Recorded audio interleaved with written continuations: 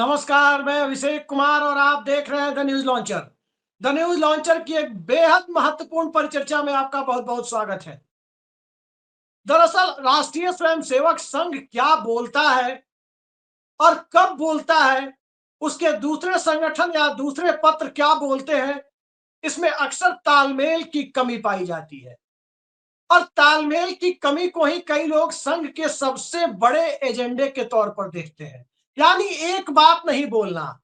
एक तरफ से आपने देखा कि किस तरह से संघ के सरसंघ चालक मोहन भागवत इस बात पर जोर देते दिखाई दे रहे हैं कि देश में हर जगह यह खुदाई वाला कार्यक्रम बंद हो जाना चाहिए।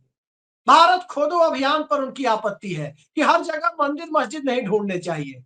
लेकिन सवाल ये उठता है कि क्या पांचजन्य और ऑर्गेनाइजर जैसे हिंदी और अंग्रेजी के जो पत्र हैं, क्या वो उनके संघ के नहीं है? क्या वो संघ का मुखपत्र नहीं है, या संघ के लोगों के द्वारा निकाला जाने वाला अखबार नहीं है? मत भूलिए कि लाल कृष्ण आडवाणी का भारत के सार्वजनिक जीवन के साथ परिचय बतौर ऑर्गेनाइजर के संपादक हुआ था, और वही ऑर्गेनाइजर अपनी कवर स्टोरी, कवर पेज संभल के मुद्दे के साथ शुरू कर रहा है। तो क्या संभल मोहन भागवत को भी नहीं संभाल पा रहा, या मोहन भागवत ऑर्गेनाइजर को भी नहीं संभाल पा रहे, या कहीं ना कहीं संघ वैचारिक दिशाहीनता का शिकार है? हाल ही में कुछ दिनों पहले एक बुद्धिजीवी ने इस बात पर सवाल उठाया था कि संघ अक्सर बौद्धिक का आयोजन करता रहा है, लेकिन संघ की शाखा से कितने बौद्धिक लोग निकले हैं? अब एक बौद्धिक तो निकले हैं जो सरेआम टीवी पर झूठ बोलते हैं, आपने देखा होगा। राजनाथ सिंह के घर जलेबी छानते छानते नेता हो गए हैं, प्रवक्ता हो गए हैं, और एक बार तो छत्रपति शिवाजी महाराज के माफी मांगने जैसी झूठ बातें भी उन्होंने कह दी थी। तो बौद्धिकता का आलम तो यह है कि तमाम पात्र कुपात्र लोग अलग अलग तरीके से दिखाई देते रहे।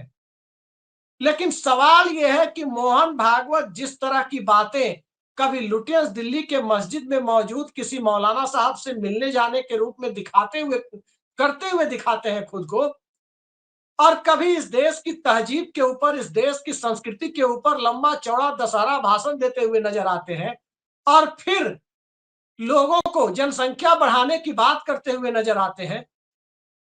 इन तमाम परिस्थितियों में पहले अपने संगठन को संभाल पा रहे हैं या नहीं पा रहे हैं, ये सवाल ज्यादा महत्वपूर्ण तो नहीं हो गया है? इसी सवाल पर चर्चा के लिए हम सीधे चलते हैं हमारे पास मौजूद विशिष्ट पैनल के पास।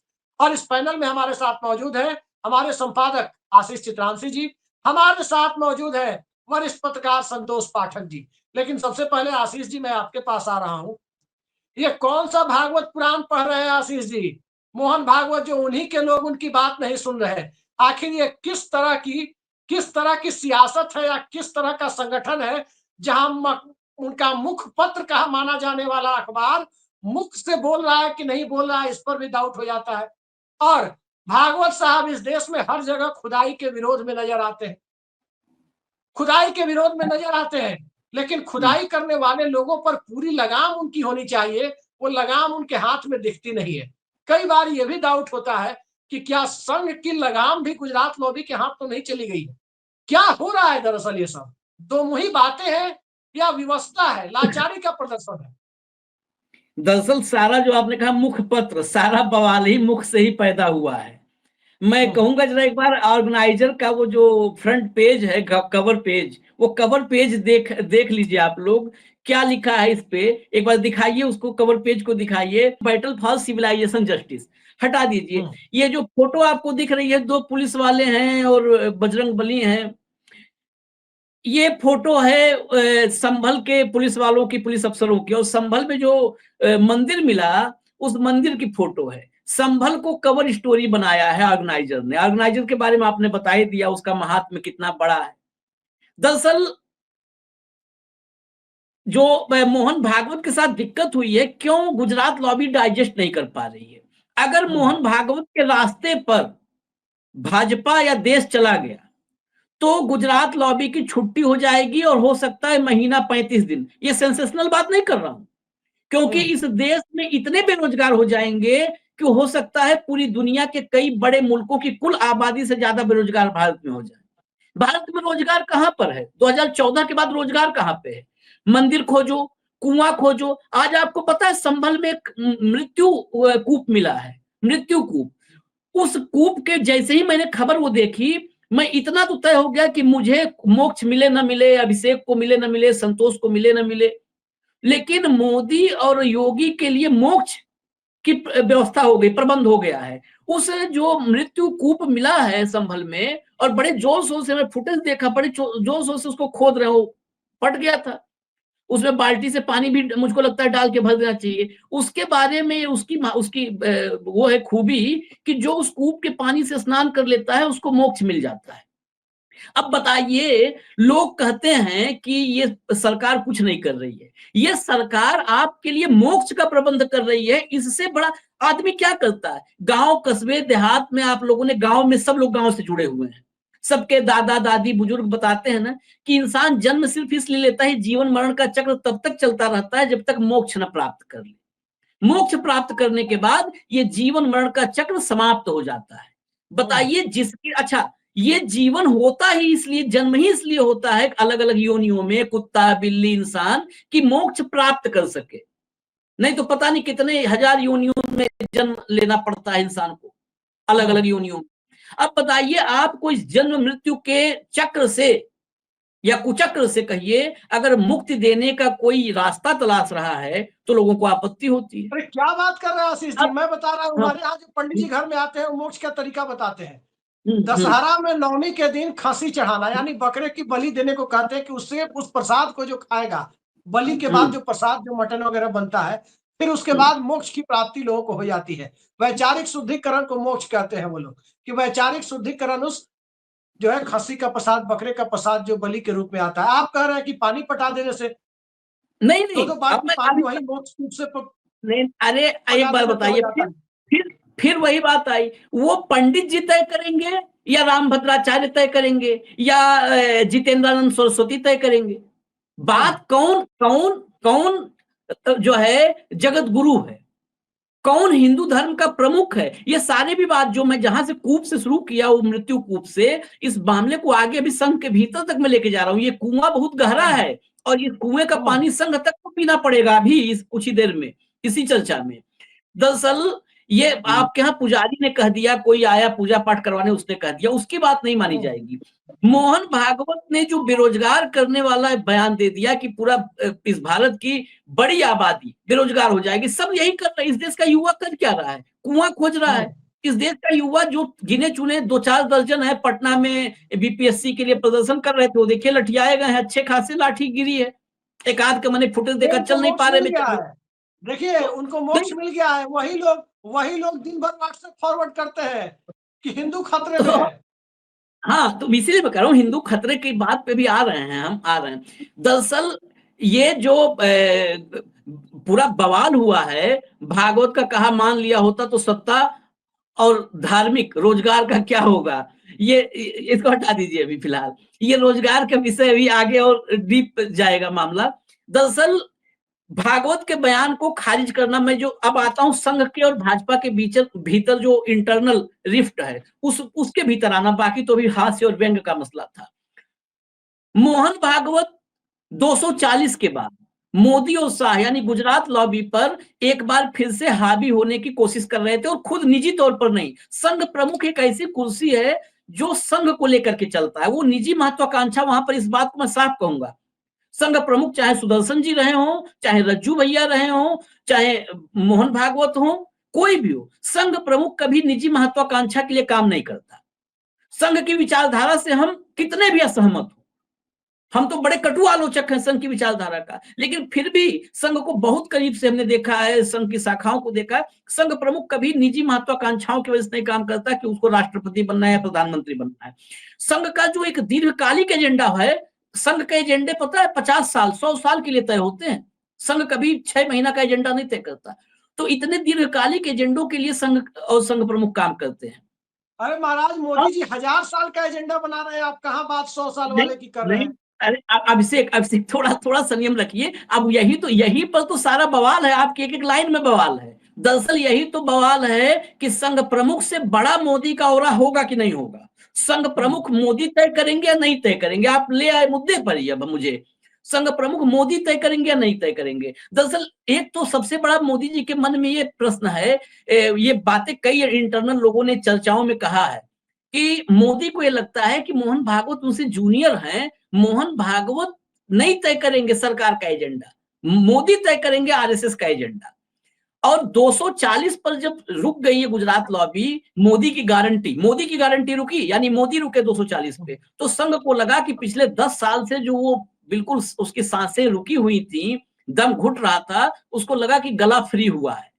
उसने उसी समय से राष्ट्रीय अध्यक्ष पद को लेकर के और तमाम ऐसे मसलों पर जो रणनीतिक मामले हैं उस पर अब अपने पक्ष को मजबूत रखना शुरू कर दिया। लेकिन हरियाणा का चुनाव, मतलब अभी आजाद भी नहीं हुए थे, खुल के सांस भी नहीं लिए थे, जश्न में भी नहीं मनाए थे, हरियाणा के चुनाव ने फिर से मोदी और शाह को, गुजरात लॉबी को फिर से ताकत दी। और महाराष्ट्र के नतीजे ने दोबारा फिर से वही सिकंजा और मजबूती से इस बार गुजरात लॉबी ने संघ पर कस दिया। अब उसी से फ्रीडम के लिए कि हिंदुत्व का जो पिच है, हिंदुत्व इस देश में आजादी के बाद और खासकर 70-80 के दशक के बाद, 80 से समझो आप 80 से, जब जनसंघ के बाद भाजपा बनी, उसके बाद से संघ ने हिंदुत्व को अपना मुख्य हथियार बना लिया, अस्त्र बना लिया। उस अस्त्र के सहारे राजनीति उसकी पॉलिटिकल विंग करती रही। पहली बार ये लगा कि ये हिंदुत्व का अस्त्र संघ के हाथों से अब निकल रहा है और एक व्यक्ति विशेष में के भीतर ये समाहित हो जाएगा, अस्त्र उसके हाथ में चला जाएगा। और वो व्यक्ति कौन है? वो मोदी कह लीजिए या मोदी लॉबी कह लीजिए या गुजरात लॉबी कह लीजिए, वो हिंदुत्व अगर चला जाएगा संघ के हाथ से तो संघ परजीवी हो जाएगा, पैरासाइट हो जाएगा। जबकि संघ ऐसा है कि संघ के अगल बगल 4-6 पैरासाइट रह सकते हैं, वो जीवन जी सकते हैं, अपना काम चला सकते हैं, एजेंडा चला सकते हैं। संघ पैरासाइट, अगर हिंदुत्व नहीं रहा संघ के पास तो पैरासाइट हो जाएगा। उस हिंदुत्व को बचाने के लिए, क्योंकि जो ये संघ की मर्जी से बदायूं, संभल, अजमेर, ये संघ की मर्जी रोकना चाहूंगा, मैं कुछ कहना चाहता हूँ। आप हिंदू की बात कर रहे हैं तो हमसे बड़ा हिंदू कौन है? मैं संघ को नहीं मानता कि संघ कौन है, क्या है, नहीं जानता कि कौन है संघ, कौन है बजरंग दल। हमसे बड़ा हिंदू कौन है? मेरी अपनी दिनचर्या बताता हूँ। सुबह उठता हूँ, दूध में हल्दी को बहुत पवित्र माना जाता है ना। कच्ची हल्दी को पानी में डाल करके, पानी उबाल के, फिर 2 कली लहसुन चबा करके, फिर उसके साथ करी पत्ता 4-5 होता है, फिर वो हल्दी वाला हल्का गर्म पानी, जो तब तक थोड़ा ठंडा हो जाता है, हल्का गर्म रह जाता है, हल्दी वाला पानी पीता हूँ। फिर उसके बाद कोई फल खाता हूँ, फिर उसके बाद चाय पीता हूँ, फिर उसके बाद अखबार पढ़ता हूँ, फिर नहाता हूँ, फिर जाकर के अपने पूजा घर में पूजा करता हूँ, फिर बाहर निकल के सब्जी, चिकन, मटन, मछली जो भी रहा वो बनाता हूँ। एक मिनट सुनिए। उसके बाद जो भी सब्जी हुआ, चिकन हुआ, मटन हुआ, मछली हुआ, जो भी घर में उपलब्ध है उसे मैं बनाऊंगा तो दिन का खाना खाऊंगा। फिर उसके बाद दफ्तर आऊंगा, दफ्तर से जाऊंगा तो रास्ते में जितना मंदिर, मस्जिद, गुरुद्वारा हर फ्लाईओवर के ऊपर से दिखे या सड़क पर दिखे, जिधर दिख गया सर झुकाते हुए जाऊंगा। फिर घर जाऊंगा तो गणेश जी को सबसे पहले नमन करूंगा घर में घुसते घुसते। फिर उसके बाद जाकर के घर में जो खाना होगा वो खाना खाएंगे। फिर अब हमसे बड़ा हिंदू कौन है ये बताइए? हमसे बड़ा हिंदू रिचुअल्स का पालन कौन करता है भाई? एक मिनट, अब थोड़ा इस पे हम आ जाते हैं। या कोई भी स्वघोषित ठेकेदार को दुर्गा सप्तशती का पाठ हमारे सामने करके दिखाए तो मैं मानता हूं कि वो हमसे बड़ा हिंदू है। ये कई बार मैं चुनौती दे चुका हूं। मेरा कहना है कि अभी हम संघ की चर्चा करें। हम हिंदू हैं तो हमको संघ प्रमुख नहीं बना दिया जाएगा ना। बात अभी संघ की और मोदी गुजरात लॉबी की है। दरअसल गुजरात लॉबी के सामने ये आरएसएस का सरेंडर है जिसपे हम आज चर्चा कर रहे हैं। सरेंडर कैसे है उस पर चर्चा लाते हैं, केंद्रित करते हैं कि वो जब जाते हुए दिखा तो भागवत ने एक नई लाइन लेनी शुरू कर दी, क्योंकि अब जो है, जो गली गली में मस्जिद में मंदिर तलाशा जा रहा है, ये संघ के परमिशन से नहीं है, संघ की इच्छा से नहीं हो रहा। ये एक अलग वो उसका उदाहरण आपको पटना में मिला है कि देवी के उस भजन पर, देवी ने जो गांधी का भजन किया, ईश्वर अल्लाह तेरू नाम, अल्लाह शब्द आते ही वहां पर देखिए एक ऐसा ब्रिगेड होता है, ऐसी फौज तैयार कर दी जाती है। आपने भस्मासुर को सुना है ना? आशीर्वाद मिल गया, अब वो दौड़ा लिया, सबको जो पाता था उसे भस्म करता था। दरअसल भस्मासुरों का एक पूरा उनकी फौज तैयार कर दी गई जो 10 साल में हिंदुत्व मैं बता दूं आशीष जी, एक मिनट अभिषेक, एक मिनट। स्टोरी जिस पर चर्चा है उस दर्शकों तक क्लियर जाना चाहिए। उससे डरा हुआ संघ कि वो अब हिंदुत्व उसके हाथ से, उसके नियंत्रण से, एक होता है ना कंट्रोल में गेम को अपने मन के हिसाब से ऑपरेट करना। कहते हैं कूल कैप्टन कौन होता है? धोनी को कूल कैप्टन कहते थे ना, कि पूरा गेम अपने हिसाब से, जब प्रेशर कंडीशन होती थी तब भी गेम चलता था उस कूल कैप्टन के हिसाब से, कैप्टन कूल के हिसाब से। अगर वहीं पर भस्मासुर ब्रिगेड आ जाएगा तो कैप्टन कूल के हाथ में कुछ नहीं रहेगा, फिर वो अपने हाथ में अपने मन मुताबिक वो ब्रिगेड करने लगता है, गैंग काम करने लगता है। उससे मोहन भागवत कोई सामाजिक समरसता, हिंदू मुस्लिम सद्भाव के लिए नहीं ये कह रहे थे। वो चाहते थे कि हिंदुत्व उनके हाथ में रहे, भस्मासुर कैंप के ब्रिगेड के हाथ में न जाने पाए। ये बात जब मोदी कैंप या कहिए आप गुजरात लॉबी को लगी कि अब फिर से संघ हावी होने की कोशिश कर रहा है, तो हिंदू धर्म के जो बड़े बड़े स्वयंभू पहरुए हैं वो सब एक्टिव हो गए। सोचिए रामदेव का आप काम देख लीजिए, कारोबार देख लीजिए। आप कल्पना कर सकते हैं कि इतना बड़ा करोड़ों का, हजारों करोड़ का कारोबार करने वाला मोहन भागवत के खिलाफ बोलेगा, मोहन भागवत के खिलाफ बोला। राम भद्राचार्य, मैंने इस पर पहले भी कहा है, आप 2014 के पहले नजर डालिएगा, मैंने बड़े करीब से, उत्तर प्रदेश में तो अक्सर धर्म संसदें सबसे ज्यादा यूपी में होती रही है। कुंभ से लेकर तमाम धर्म संसद, कुंभ में भी धर्म संसद लगती है। तमाम धर्म संसदों का एजेंडा संघ से तय होता था। संघ ने सबसे पहले, जब इस धर्म की हम बात करें, तो जगह कहां बनाई? अखाड़ों में जगह बनाई। वैचारिक स्रोत बना धर्म संसदों का, विहिप उन धर्म संसदों का आयोजक हो जाया करता था, वैचारिक स्रोत। अब उन धर्म संसदों से निकलने वाले लोग या धर्म संसद आयोजित करने वाले लोग सीधा सीधा संघ को निशाने पर, मोहन भागवत को निशाने पर लेने लगे। राम भद्राचार्य ने यहां तक कह दिया कि हम हैं जगत गुरु, हम तय करेंगे। एक संघ का प्रमुख मोहन भागवत वो थोड़ा तय करेंगे, एक संगठन के प्रमुख है। मैं एक इंटरव्यू में मैं इसको कंप्लीट कर दूं। मैं इसमें असल बात क्या है, जो इस विषय को बीच बीच में हम लोग थोड़ा डाइवर्ट हो जा रहे हैं। ये मामला जब आगे बढ़ा कि अब तमाम धर्म प्रमुखों ने, मैंने आपको बताया, हिंदू जो है संस्था का नाम बता दूं, जो संतों की समिति है, अखिल भारतीय संत समिति। अखिल भारतीय संत समिति के महासचिव हैं जितेंद्रानंद सरस्वती, स्वामी जितेंद्रानंद। उन्होंने भी कहा धर्माचार्य जो तय करेंगे उसे संघ और विश्व हिंदू परिषद को स्वीकार करना होगा।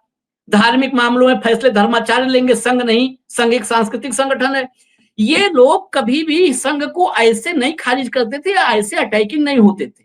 इनके अटैकिंग होने के पीछे कोई ना कोई तो खड़ा है, और वो अगर इस दौर में किसी को आप एज्यूम कर सकते हैं कौन खड़ा होगा, तो गुजरात लॉबी ही हो सकती है, और कोई नहीं खड़ा हो सकता है। ठीक है। दूसरी बात, संघ मुझे 1 मिनट दीजिए। संघ के भीतर आज से नहीं, बहुत पहले से एक मजबूत लॉबी है जो मोदी के पीछे खड़ी हो गई है। देखिए, सत्ता सबको प्यारी होती है, सत्ता का मलाई सबको टेस्टी लगता है। मैं नाम लेकर के बोलूंगा, संघ के बड़े नेता हैं सुरेश सोनी। वो मोदी को पसंद करते हैं। मतलब अगर मोदी को, अगर संघ के भीतर एक गुप्त मतदान हो जाए, तो कुछ ऐसे लोग हैं जिनमें सुरेश सोनी बहुत बड़े नेता है, वरिष्ठ नेता है आरएसएस के। सुरेश सोनी प्रो मोदी हैं, प्रो गुजरात लॉबी हैं। अरुण कुमार, संघ और भाजपा के बीच कोऑर्डिनेशन की जिम्मेदारी है। अरुण कुमार वो काफी हद तक गुजरात लॉबी के करीब नजर आते हैं। तो ये नेता जो है, इसीलिए मेरा कुल मिला के शॉर्टकट में बताऊं, फिर आगे और मौका मिलेगा, सवाल आएगा तो बताऊंगा।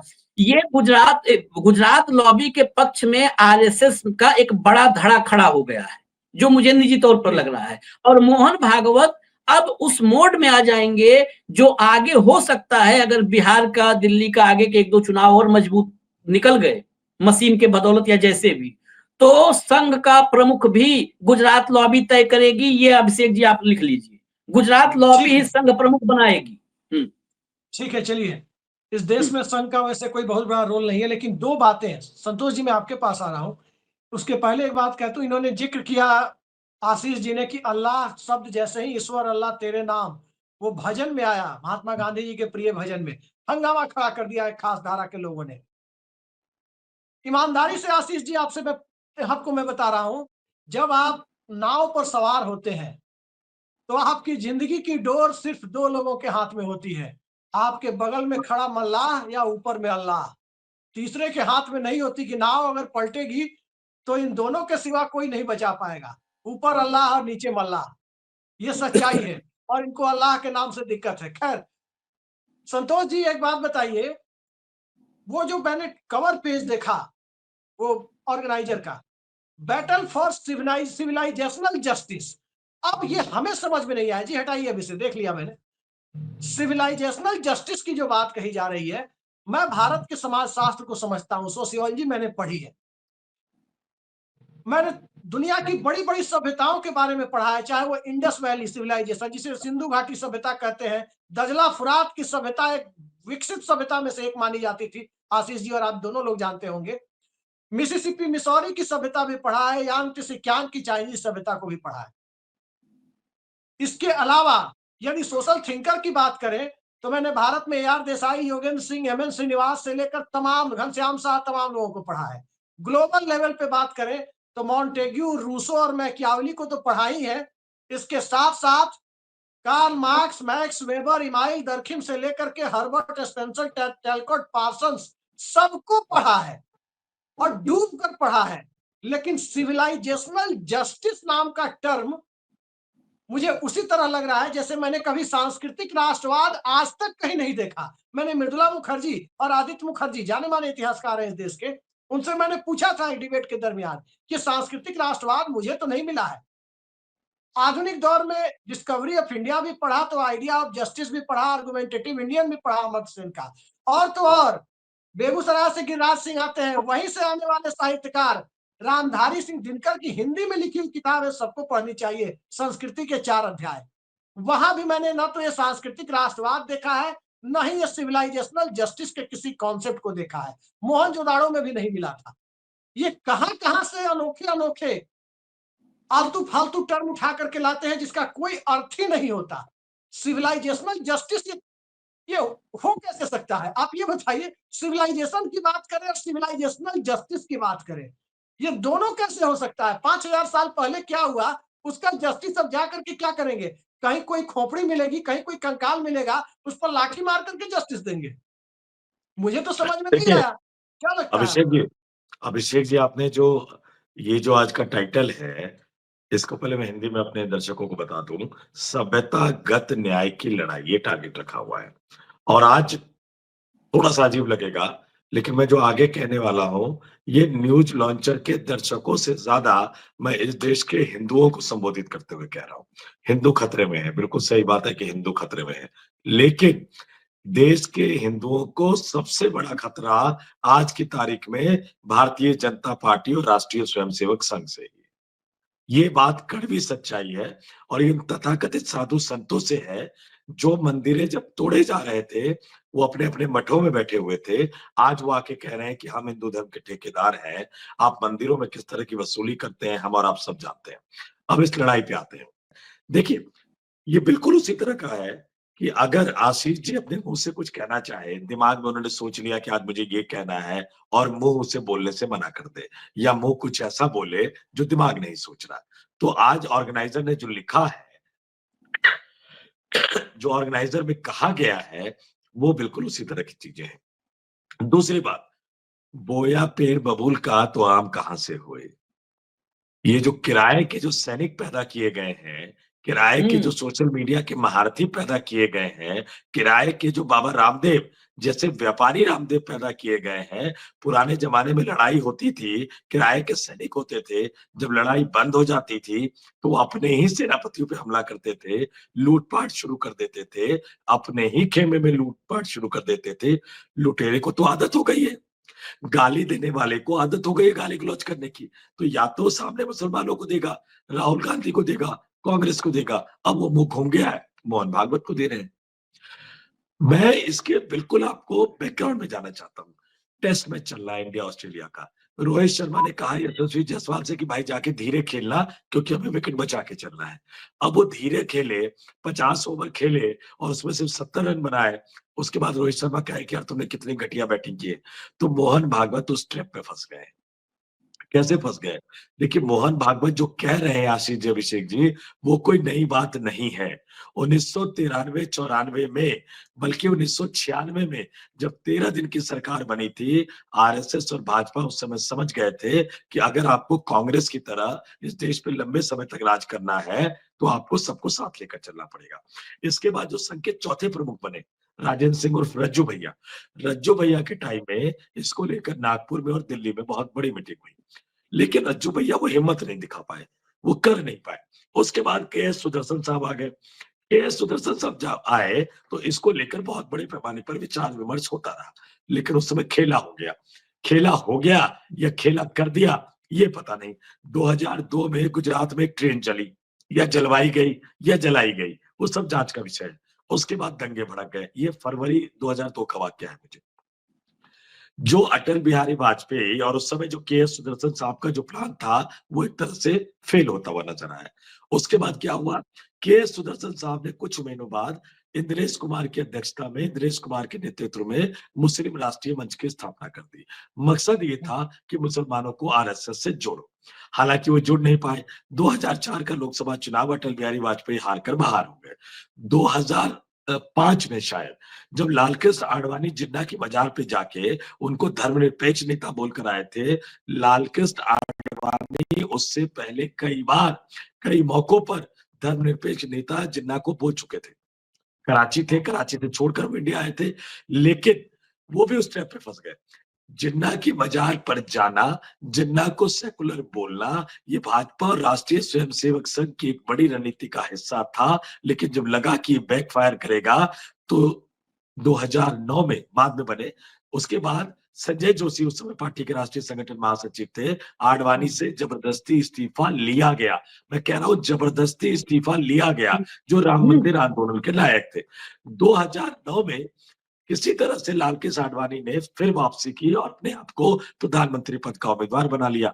चुनाव हार गए, बुरी तरह से हार गए। गुजरात में सबसे ज्यादा सीटें बीजेपी हारी थी, तो वो पीएम इन वेटिंग रह गए। उसके कुछ महीने बाद मोहन भागवत संघ के प्रमुख बने, आरएसएस के चीफ बने। मोहन भागवत से मुझे याद है आरएसएस का मुख्यालय झंडे वाला एक्सटेंशन, उस समय अर्नब गोस्वामी ने एक सवाल पूछा था लालकृष्ण आडवाणी को लेकर। भागवत ने कहा मुझे लिहाज करते संकोच नहीं है, संकोच करते लिहाज नहीं, इस तरह का बयान आया। आडवाणी की एक तरह से विदाई हो गई। पहले मनोहर पर्रिकर आने वाले थे, नहीं आ पाए, फिर गडकरी आए, वो एक लंबा किस्सा है। लेकिन ये आरएसएस ने उस समय से तय कर लिया था कि हमें उस पर जाना है। मोदी 2014 में आए, नारा ध्यान दीजिएगा, सबका साथ सबका विकास। यानी ये उसी एजेंडे को आगे बढ़ा रहे थे कि नहीं हमें मुसलमानों को भी लेना है, ईसाइयों को भी लेना है। मस्जिद जाना शुरू कर दिया, विदेशी धरती पे जाते तो मस्जिद जाना शुरू कर दिया। मोहन भागवत मस्जिद चले गए, ये तमाम चीजें हो रही थी। अब जो 2002 में संस्था बनाई गई थी मुस्लिम राष्ट्रीय मंच, 22 साल तक इंद्रेश कुमार मेहनत करते रहे, लेकिन वो मुसलमानों को जोड़ नहीं पाए। तो फाइनली ये तय हुआ कि मोहन भागवत खुद मैदान में उतरे, और जैसे ही वो मैदान में उतरे, 240 का जो दिमाग में प्रेशर था ना गुजराती लॉबी में, वो प्रेशर काम कर गया। अब गुजराती लॉबी को लगा कि अब तो मोहन भागवत फंस गए, इनको निपटाया जा सकता है, और जो हिंदुत्व के पुरोधा बने घूमते हैं ना राष्ट्रीय स्वयंसेवक संघ, इनको खत्म किया जा सकता है। तो उसके बाद जो उनकी सोशल मीडिया ट्रोल थी, जो उनके साधु संतों की आर्मी थी, शब्द गलत है लेकिन मेरी भावना आप समझिए कि वो साधु संत जो राजनीतिक बयानबाजी देते हैं, मैं कतई उनको साधु संत मानने को तैयार नहीं हूं। मैं उनको बीजेपी की ट्रोल आर्मी मानता हूं। तो वो साधु संत, व्यापारी रामदेव जैसे लोग, वो इस मामले में उतर गए, मोहन भागवत को घेरने लग गए। अब मोहन भागवत बेचारे उनसे फंस गए, बड़े उनको लग साधु रहा है तो कि बिहार में है, साधु यादव। दो जब नहीं वो साधु तो है तो वो बातचीत भी साधु है, बिल्कुल उसके नाम में भी है। तो अब मोहन भागवत गिर गए। अब मोहन भागवत गिर गए तो जब भी कोई बड़ा नेता गिरता है, आप इराक को याद कीजिए, सद्दाम हुसैन जब गिरफ्तार हो गए, सजा हो गई, तो पूरे इराक में अराजकता का माहौल था। अब यहाँ प्रधानमंत्री नरेंद्र मोदी, भाजपा के बड़े बड़े नेता जानते हैं कि सिर्फ मुखौटा बन के रह गए हैं। सरकार तो अमित शाह चला रहे हैं, नरेंद्र मोदी की चल नहीं पा रही है, टिकट वो बांट नहीं पा रहे, तो सरकार के अंदर एक अराजकता की स्थिति है। मोहन भागवत को जैसे अपमानित किया गया, तो अब राष्ट्रीय स्वयंसेवक संघ के अंदर अराजकता की स्थिति है। और जो 1.5 रुपए 2 रुपए वाली जो ट्रोल आर्मी है, उनको समझ नहीं आ रहा कि गाली तो देना है, उनकी आदत वही हो गई है, तो गाली किसको दे, तो वो दूसरी तरफ मुंह घुमा लिया उन्होंने। तो ये इस देश में अराजकता की स्थिति पैदा हो गई है और देश के हिंदुओं के लिए सबसे बड़ा खतरा भारतीय जनता पार्टी और राष्ट्रीय स्वयंसेवक संघ से ही खड़ा हो गया है। और फिर मैं कह रहा हूं कि अब जो एक दूसरे को निपटाने की लड़ाई हो गई है, एक दूसरे को हटाने की लड़ाई शुरू हो गई है। जैसा कि आशीष जी बता रहे थे, संघ की एक परंपरा है, संघ प्रमुख को हटाया नहीं जाता, संघ प्रमुख खुद अपना वारिस तय करते हैं। क्या मोहन भागवत को घेर के मैसेज दिया जा रहा है कि भागवत साहब अगर और ज्यादा बेइज्जती करवानी है तो टिके रहिए, नहीं तो हम जिसे कहते हैं उसको आरएसएस प्रमुख बनाकर आप संन्यास ले लीजिए, चित्रकूट पे चले जाइए जहां नानाजी देशमुख ने बनवा रखा है, या कहीं और चले जाइए। ये प्रेशर पॉलिटिक्स है और ये जितनी ज्यादा देर तक चलेगी, जितनी ज्यादा दिनों तक चलेगी, जो भाजपा और आरएसएस के अंदर जो कीचड़ है वो और ज्यादा आपको बाहर निकलता हुआ नजर आएगा, उछलता हुआ नजर आएगा, क्योंकि ये पूरी लड़ाई न रुकने वाली है न थमने वाली है। और जो रोजगार की बात कर रहे थे आशीष जी, वो कहते थे किराए के सैनिक, किराए के और भाड़े के सैनिक जो है इस लड़ाई को और ज्यादा गंदे लेवल पर और निचले लेवल पर ले जाएंगे। जी आशीष जी, अब मैं संक्षेप में छोटे छोटे एक एक सवाल लूंगा आप दोनों लोगों से। पहले आपके पास आ रहा हूं, मोहन भागवत जिस बात को कह रहे हैं, उस बात को कहने के बाद जब उनके अपने नहीं सुन रहे हैं, ये संदेश चारों तरफ जा रहा है। अपने यानी भाजपा वाले नहीं, भाजपा वाले तो लग रहा है कि अब पराये हो गए हैं, वो अपनी तरफ से अपनापन दिखा रहे हैं। जैसे होता है ना कि रिश्तेदारी कई बार होता है कि एक तरफा लोग निभाते हैं, वो दिखा हरियाणा चुनाव में। अब आपको क्या लगता है कि संघ के 10 सालों के नरेंद्र मोदी के शासनकाल के दरमियान जिस तरह से संघ ने विस्तार तो किया, लेकिन अपना होल्ड उसे कम होता हुआ दिखाई दिया, इस रूप में कम होता हुआ दिखाई दिया जैसे आप एक कम्युनिस्ट पार्टी सीपीआई को देख सकते हैं कि उसके ट्रेड यूनियन का बहुत विस्तार हुआ, कार्यकर्ता बहुत बढ़े, लेकिन सीपीआई जो लाल झंडे की ताकत थी वो ताकत कम हो गई।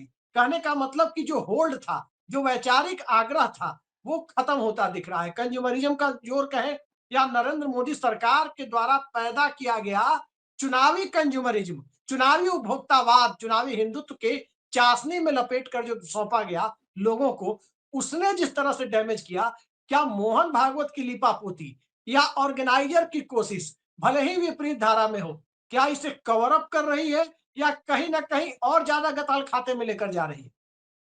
अभिषेक, एक तो सबसे पहली बात है, सत्ता के रथ पर सवार विस्तार जो होता है ना, वो विस्तार ताकत कभी नहीं देता है। जो संघ का जिस विस्तार को आप कह रहे हैं विस्तार हुआ है, नहीं, संघ बहुत सिकुड़ गया है ताकत के मामले में। वो तो सत्ता के रथ पर सवार विस्तार है, जो उसमें मलाईवादी सब हैं, उसमें न संघवादी है, न राष्ट्रवादी है, न समाजवादी है, न मार्क्सवादी है, न वामपंथी है, न दक्षिणपंथी है। वो सब मलाईवादी है, मलाई खा रहे हैं, उनको कोई मतलब नहीं है संघ से। दत्तोपंत का बीएमएस, भारतीय मजदूर संघ, जो संघ का सबसे बड़ा संगठन है। मैं बता रहा हूँ ना, कोई दत्तोपंत ठेंगड़ी पे जाएंगे तो समरसता मंच भी उन्होंने बनाया था। उस समरसता मंच में क्या हो रहा है वो सब अलग विषय है। अभी मुख्य मुद्दे पे 2 मिनट के अंदर समराइज करना है। दरअसल संघ हर हाल में, ये संघ के भीतर ये हर हाल में तय किया गया था कि अब मोदी और शाह यानी गुजरात लॉबी से मुक्ति पानी है। मोदी जी एक एग्जिट प्लान पर तैयार भी हो गए थे, एग्जिट प्लान, सेफ एग्जिट, सम्मानजनक विदाई। लेकिन उस सम्मानजनक विदाई में अमित शाह का फ्यूचर खत्म था, सियासी फ्यूचर खत्म था।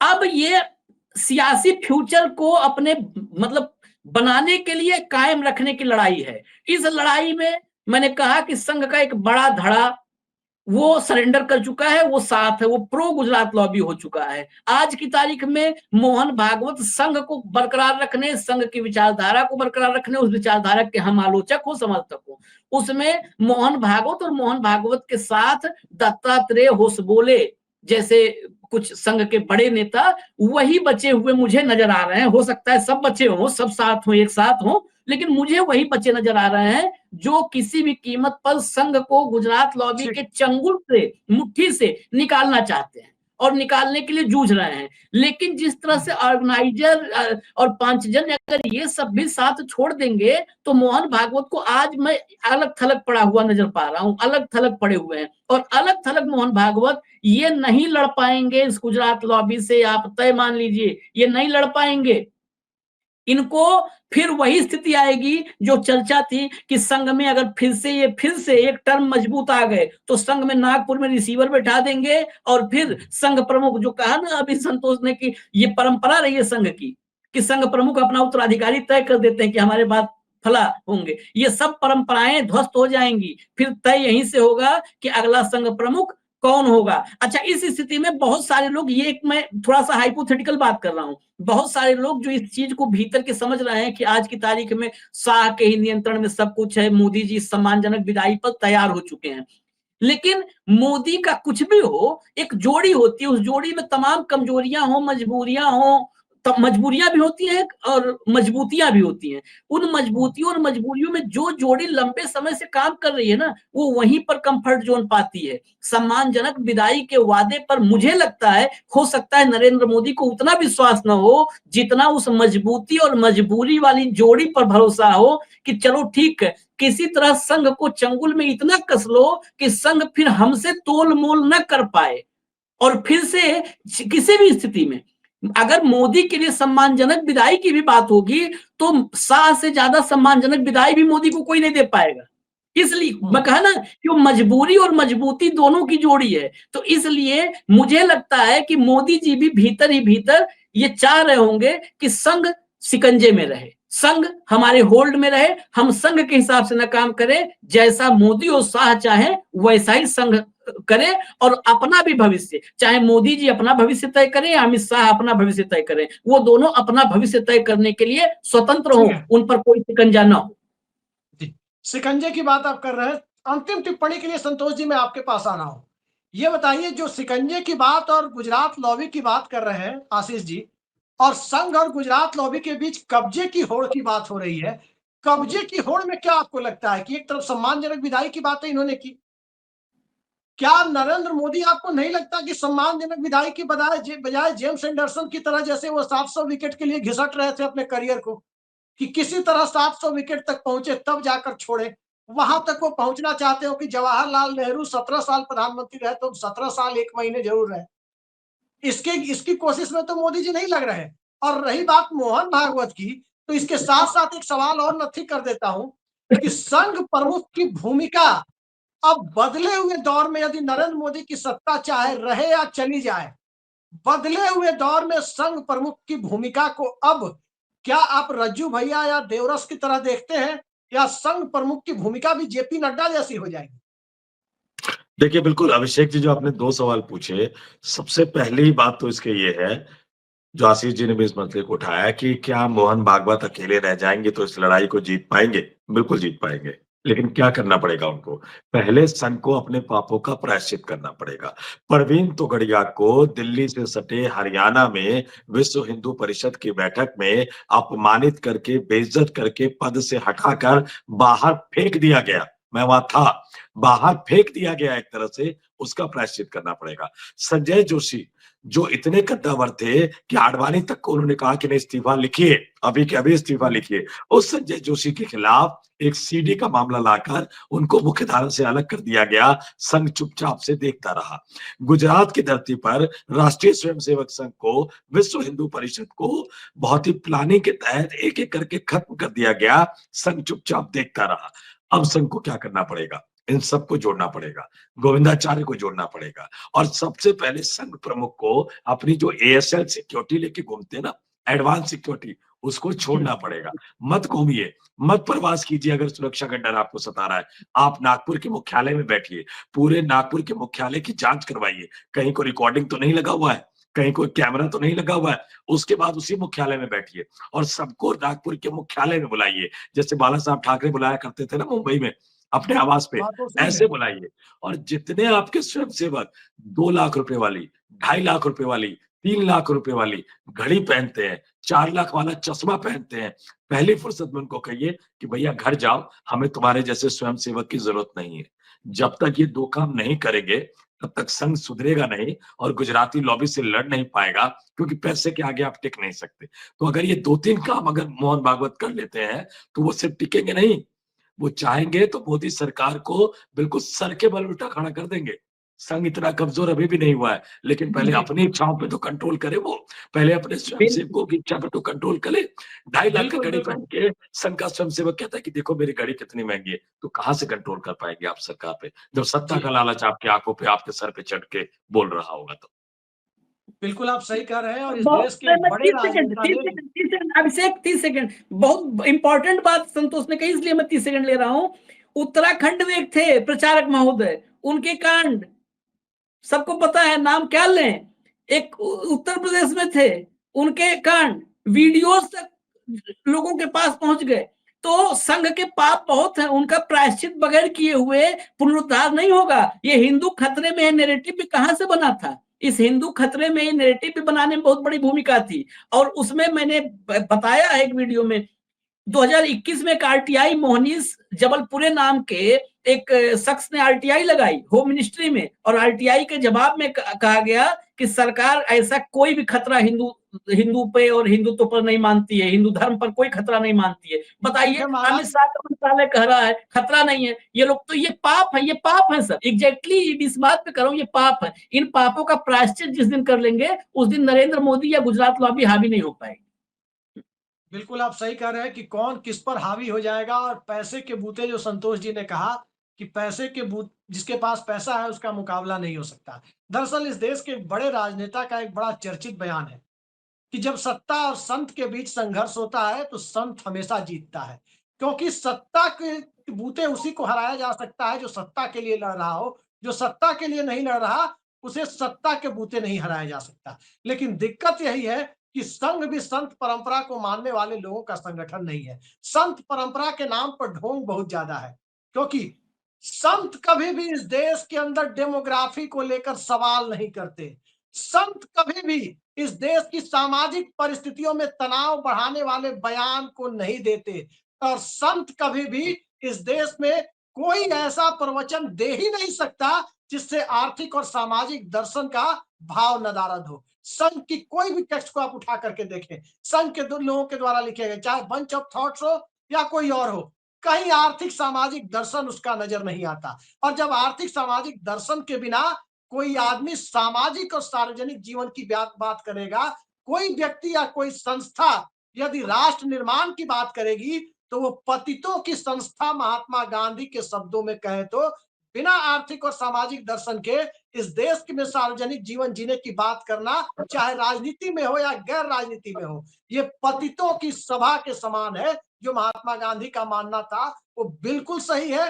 और आज वही चीज दिखाई दे रही है कि संगठन प्रमुख कुछ और कह रहा है, मुखपत्र कुछ और बोल रहा है। समझ में ही नहीं आता कि क्या हो रहा है। एक ऐसा कप्तान जिसके हाथ में टीम नहीं है, टीम कुछ और कर रही है, कप्तान कुछ और सोच रहा है। तो देखते जाइए इस टीम और कप्तान को, टीम और कप्तानी के बीच इस देश के हिंदू खुद को खतरे में, जैसा संतोष जी ने कहा, मान सकते हैं। इसलिए मान सकते हैं कि उनको शिक्षा, स्वास्थ्य, रोजगार और पर्यावरण जैसे मुद्दों से भटकाकर दूसरी तरफ ले जाने के लिए रोज नए नए सिलेबस दिए जाते हैं। पहला चैप्टर लव जिहाद, दूसरा चैप्टर टुकड़े टुकड़े गैंग, तीसरा चैप्टर कोई पोर्टेबल इंजमाम उल हक टाइप बाबा आ गया, चौथा चैप्टर कोई और आ गया, पांचवा चैप्टर खुदाई अभियान, तो अभी और आगे चैप्टर आएंगे। और अमृत काल के इन चैप्टर्स को देखने के लिए मानसिक तौर पर खुद को तैयार रखिए। आज के लिए इतना ही। संतोष जी और आशीष जी हमारे साथ जुड़े, बहुत बहुत धन्यवाद दोनों का। नमस्कार।